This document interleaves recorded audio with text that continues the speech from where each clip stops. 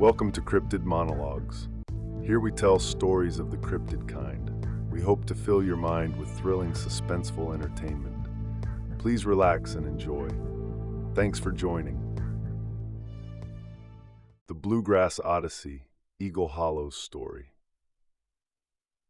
In the rolling hills of central Kentucky, where wildflowers dance in the wind and thoroughbreds gallop freely, lived an adventurous couple, Maggie and Cole Ramsey. Maggie was a botanist, passionate about uncovering Kentucky's rare flora, while Cole, a geologist, was captivated by the state's underground wonders. They met at a rock climbing event in Red River Gorge 5 years earlier. Maggie had been scaling a sheer sandstone wall when she lost her footing. Cole, climbing a neighboring route, noticed her struggle and called out, "Need a hand? Or at least some encouragement?" By the time they reached the summit, they were inseparable. Their home was a quaint cabin on the outskirts of Berea, nestled near Daniel Boone National Forest. It was the perfect base for their escapades, canoeing along the Kentucky River, spelunking in Mammoth Cave, and stargazing in the dark skies of land between the lakes. But it wasn't just nature they loved. Maggie and Cole had a knack for finding adventure in their everyday lives. One crisp autumn morning, Maggie burst through the cabin door holding a faded map she'd discovered in an old book at a thrift shop. "Cole, look at this.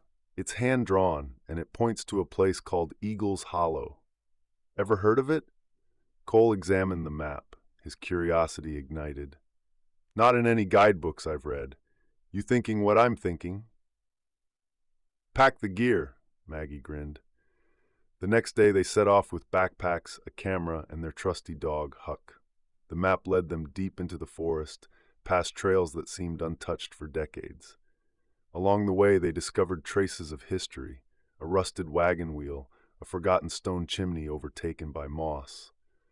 The sense of stepping back in time thrilled them. As the sun dipped low, they reached Eagle's Hollow, a secluded valley surrounded by towering cliffs. At the center was a pristine, spring-fed pond shimmering under the twilight. But what caught their attention was a small, weathered cabin on the far side. Inside, they found artifacts from a bygone era, a logbook detailing the life of an 1800s trapper, sketches of local wildlife, and dried herbs hanging from the ceiling. Among the treasures was a sealed letter addressed to future explorers. They hesitated before opening it, as though disturbing a ghost. The letter revealed the trapper's desire to preserve the beauty of Eagle's Hollow for others to discover. It also included a challenge: find the hidden heart of the valley. The Bluegrass Odyssey, Dogman's Secret. As Maggie rummaged through the cabin's dusty shelves, her fingers brushed against a leather-bound journal. It was tattered, its cover marked with claw-like scratches. Curious, she opened it and began flipping through its pages. The journal belonged to the trapper who once called this cabin home. His name, scrawled in shaky handwriting, was Amos Hargrove. The entries chronicled his life in the wilderness, but as Maggie read deeper, the tone shifted. October 7th, 1874, one entry read. "I saw it again, the creature that walks like a man but howls like a wolf. It watches from the shadows, its glowing eyes burning into the night. The locals call it the Dogman. They say it's cursed, bound to this hollow. I built this cabin to study it, but I fear it studies me too." Maggie's hands trembled as she read on. Hargrove wrote about hearing strange growls in the night and finding claw marks etched into the trees.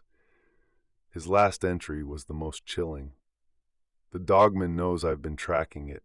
If you found this journal, heed my warning. Leave this hollow while you can. It's not meant for man or beast."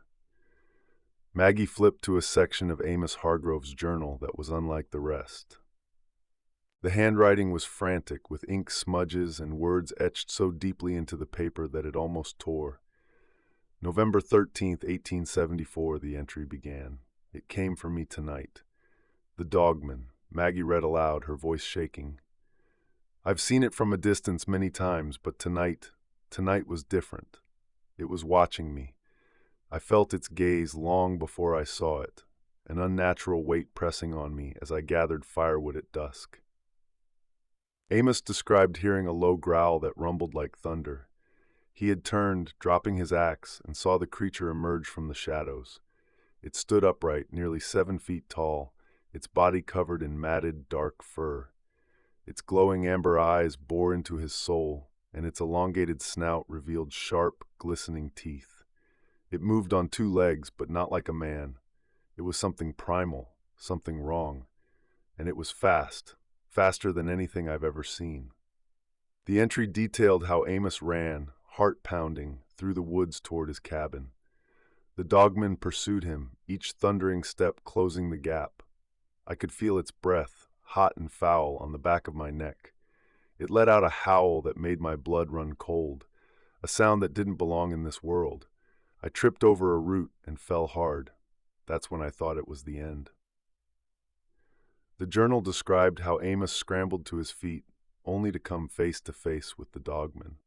Its claws were outstretched, and it roared, a sound that made the forest tremble. But in the moment of what he thought was certain death, Amos instinctively grabbed his hunting knife and swung wildly. I don't know if I hit it or if it let me go, but the creature recoiled, snarling. Blood, or something like it, dripped from its side.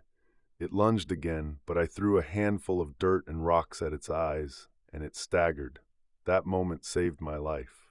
Amos ran the rest of the way to the cabin, slamming the door and barring it with everything he could find.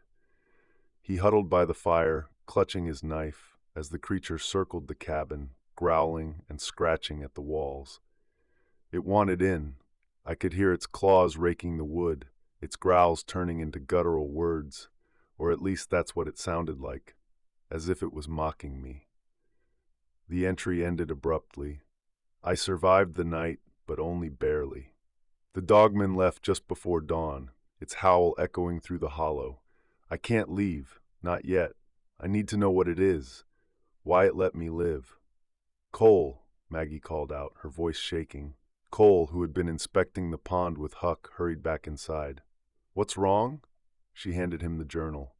He read it silently, his face growing serious. You think this is real? Maggie asked. Cole glanced outside where the forest was darkening under the setting sun.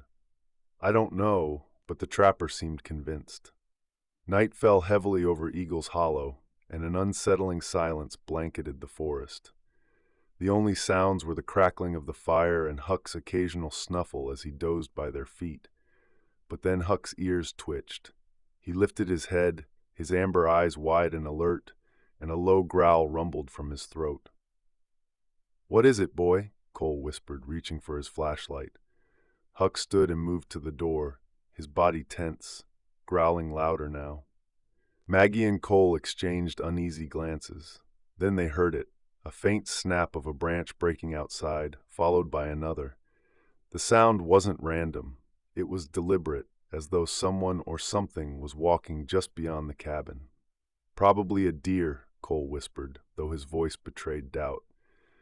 But then the footsteps grew heavier. The deliberate crunch of leaves and twigs drew closer, the cadence unmistakably bipedal. Maggie's breath hitched. That's not a deer, she murmured. They froze as the footsteps stopped just outside the cabin. Then came the breathing, low, guttural, and wet, like the sound of an animal exhaling through bared teeth. Huck barked sharply, his growls turning frantic. He lunged toward the door, scratching at it, but then whined and backed away, his tail tucked. Maggie and Cole had never seen him act like this. Cole grabbed his hiking staff and motioned for Maggie to stay back. Slowly he approached the window. His hand trembled as he lifted the flashlight, pointing it through the warped glass into the dark woods. The beam cut through the blackness, illuminating twisted tree trunks and undergrowth. For a moment there was nothing, just shadows, and then glowing eyes. The light caught a pair of amber eyes, too high off the ground to belong to a coyote or bear. They blinked once, twice, then vanished into the darkness. Did you see that? Maggie whispered, her voice barely audible. Cole nodded, his face pale. Stay by the fire. Don't move. Suddenly, a loud thud hit the side of the cabin, rattling the walls. Maggie gasped, clutching the journal to her chest. Cole spun toward the door, gripping the staff like a weapon. The thud was followed by a deep, resonant growl that vibrated through the floorboards. Huck cowered under the table, whining softly. "What do we do?" Maggie asked, her voice trembling. "We wait," Cole said, his knuckles white as he held the staff. For what felt like hours, the creature circled the cabin, its heavy footsteps crunching the forest floor, its guttural breathing filling the air. Occasionally it stopped, scratching at the walls with long, deliberate strokes that sounded like nails on a chalkboard. Maggie thought of Amos Hargrove's words in the journal. It wanted in. The creature's pacing grew faster, more aggressive. It slammed against the door once, twice, the wood groaning under the pressure. "Cole," Maggie whispered, tears welling in her eyes. "I've got you," he said, though his voice wavered. Then, as quickly as it had begun, the noises stopped. The cabin fell deathly silent. The only sound was the crackling fire. They didn't dare move, their ears straining for any sign of the creature. Minutes passed, then an hour. Finally, the first light of dawn crept through the windows, chasing away the shadows. Cole cautiously opened the door, stepping outside with the flashlight. Maggie followed close behind. The ground around the cabin was littered with claw marks and deep footprints, too large and too defined to belong to any known animal. The scratches on the cabin walls were jagged, as though carved by a creature with claws as sharp as knives. Maggie knelt by one of the prints, her heart pounding. "It was real," she whispered. Cole nodded, his jaw tight. "We need to leave, now." As they packed their gear, neither said it aloud, but they both felt it. The Dogman had let them go, for now. As Maggie and Cole stepped out of the cabin, the morning sun filtered through the trees, casting long shadows across the hollow. They moved quickly, packs slung over their shoulders, Huck trotting close at their heels. The forest was unnervingly silent, save for the crunch of their boots on the trail. Even the usual morning birdsong was absent, replaced by an eerie stillness that seemed to press against their ears. "Stay close," Cole murmured, glancing back toward the cabin one last time. They followed the narrow trail that wound through the woods, the way they had come the day before. But as they entered the denser part of the forest, the feeling of being watched returned. It started subtly, a faint snap of a branch somewhere behind them, a rustle in the undergrowth. Maggie's heart quickened. She tried to convince herself it was just an animal, but the sounds were too deliberate. "Do you hear that?" she whispered, her voice barely audible. Cole nodded, his jaw clenched. "Keep moving." The footsteps began, a heavy, deliberate crunch on the forest floor. They matched their pace, stopping when they stopped, resuming when they did. "It's following us," Maggie said, clutching Huck's leash tightly. Cole's eyes darted to the treetops, then to the shadows ahead. "Don't run, just keep walking." The sounds grew louder as they pressed on. Heavy, bipedal footsteps trailed them, sometimes closer, sometimes farther away. Huck growled low in his throat, his ears pinned back, but he didn't bark. Maggie turned her head slightly, catching the faintest glimpse of movement in her peripheral vision. A shadow, a flicker of something tall, moving swiftly between the trees. "Did you see it?" she asked, her voice shaking. "I don't want to," Cole replied, his grip tightening on his hiking staff. The trail grew steeper, forcing them to slow down. The footsteps didn't. They stayed steady, relentless, as if whatever was following them didn't need to rest or catch its breath. Then came the breathing. Low, guttural, and heavy. It sounded close, too close. Maggie's chest tightened, and she glanced over her shoulder, but the trail was empty. The sunlight grew brighter as they neared the clearing where the truck was parked. Relief washed over Maggie as she spotted the vehicle ahead, its blue paint shining through the trees. "We're almost there," Cole said, his voice steady despite the tension in his eyes. But the sounds didn't stop. The footsteps followed them right to the edge of the clearing, and the breathing grew louder, raspier. It felt as if the presence was standing just at the tree line, watching, waiting. Huck barked once, sharply, breaking the silence. Maggie yanked open the truck door and he scrambled inside. Cole threw their packs into the bed and climbed into the driver's seat. As the engine roared to life, Maggie turned to look back at the forest. The shadows under the trees seemed to shift, but there was nothing, just the dense, impenetrable woods. The sounds stopped as suddenly as they had begun, swallowed by the silence of the hollow. Cole pulled onto the dirt road, his hands tight on the wheel. Neither of them spoke as the truck rumbled away, the forest receding in the rearview mirror. When they finally reached the main road, Maggie let out a breath she hadn't realized she was holding. "Do you think it was the Dogman?" she asked softly. Cole didn't answer right away. He glanced at her, his expression unreadable. "I think whatever it was didn't want us here." They drove the rest of the way home in silence, the weight of the experience settling over them. Behind them, Eagle's Hollow returned to its eerie stillness, its secrets guarded by the unseen presence that had watched them leave. The drive home was long and quiet at first, the hum of the truck engine the only sound as they left the winding back roads behind. Huck had finally relaxed, lying on Maggie's lap, though his ears still twitched at every bump and turn. Cole broke the silence first. "That was something else," he said, his voice low. Maggie let out a shaky laugh. "Yeah, you could say that. I was expecting peace and quiet, maybe a few ghost stories, not whatever that was." Cole tightened his grip on the wheel. "Do you think we were imagining things?" Maggie shook her head, her fingers running absently through Huck's fur. "Those claw marks on the cabin, the footsteps, that breathing? No, Cole, that was real." They drove in silence for a moment longer before Maggie added, "And the journal, Amos wasn't making any of it up." Cole sighed. "I don't know what's scarier, that something like the Dogman might actually exist, or that Amos lived with it out there, knowing it could come for him any night." "I keep thinking about the footsteps," Maggie said, her voice barely above a whisper. "It was following us, watching us, but it never showed itself. Why? Maybe it didn't see us as a threat," Cole offered, "or maybe it wanted us to leave." Maggie shivered despite the warmth of the truck. "Well, mission accomplished. I'm never going back to Eagle's Hollow." Cole glanced at her, a small smile tugging at his lips. "You're the one who dragged me out there in the first place, remember? A little adventure, you said." "I didn't mean that kind of adventure," Maggie shot back, though she couldn't help but smile too.